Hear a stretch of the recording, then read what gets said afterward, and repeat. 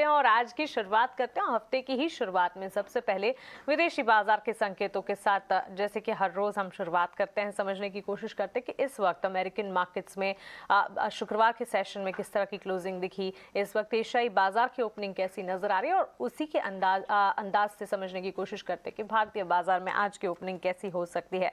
सबसे पहले एशियाई बाजार आपके टीवी स्क्रीन पर आ जाएंगे और आप देखेंगे कि इस वक्त अगर आप देखेंगे कमजोरी के साथ एसजीएक्स निफ्टी में कामकाज जो है वो खुलता हुआ दिखा है। करीब 130 अंकों की बिकवाली 17,083 के लेवल्स के आसपास हम देख रहे हैं इस वक्त एसजीएक्स निफ्टी में कामकाज खुलता हुआ।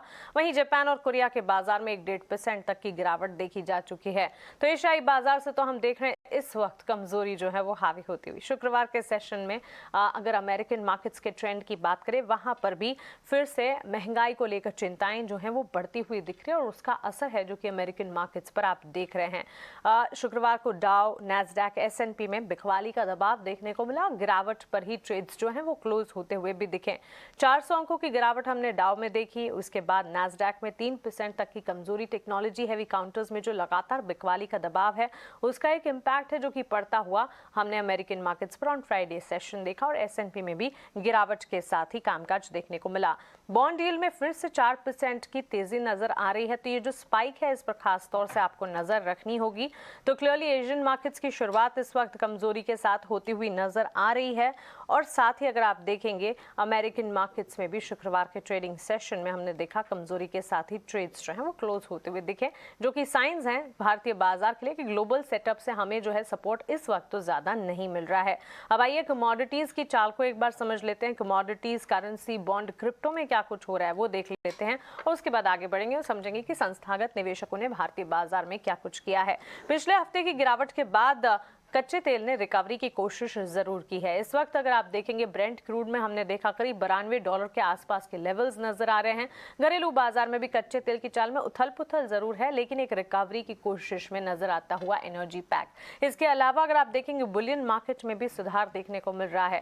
गोल्ड, सिल्वर की अगर बात करें विदेशी बाजार में हम देख रहे हैं हल्की सी तेजी के साथ वहां पर ट्रेड जरूर दिखेंगे आपको और भारतीय बाजार के लिए सेंटिमेंट्स जो हैं फेस्टिवल डिमांड के आते हुए दिखेंगे। तो उम्मीद यही है कि आने वाले कुछ दिनों में भारतीय बाजार में सोने चांदी की चाल जो है उसमें चमक बढ़ती हुई नजर आए।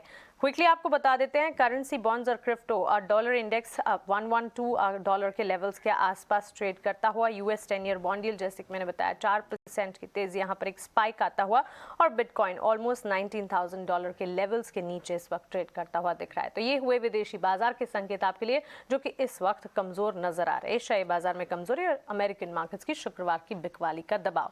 लेकिन आइए आगे बढ़ते हैं। भारतीय बाजार के लिए आज के लिए इंपॉर्टेंट ट्रिगर्स क्या है समझते हैं। शुरुआत सीधा एफआईएस डीआईएस के एक्शन के साथ कर लेते हैं। एफआईएस की बिकवाली का ट्रेंड अब भी जारी है।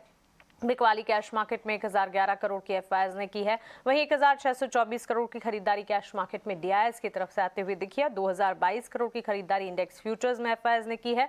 वहीं 2597 करोड़ की खरीदारी इंडेक्स ऑप्शंस में एफआईएस की तरफ से आती हुई दिखी है। तो क्लियरली कैश मार्केट में एफआईएस की बिकवाली की चाल, डीआईएस ने कैश मार्केट में खरीदारी की और वायदा बाजार में एफआईएस की तरफ से खरीदारी का रुख।